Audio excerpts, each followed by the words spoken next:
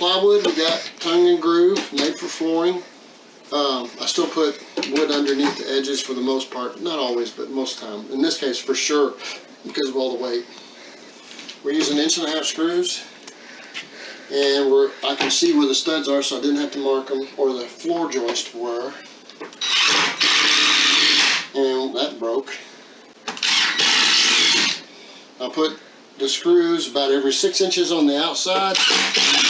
The way I tell a lot of the guys is like from the tip of your finger to the bottom of your wrist, and then the female, like you say, from your wrist to your elbow. So.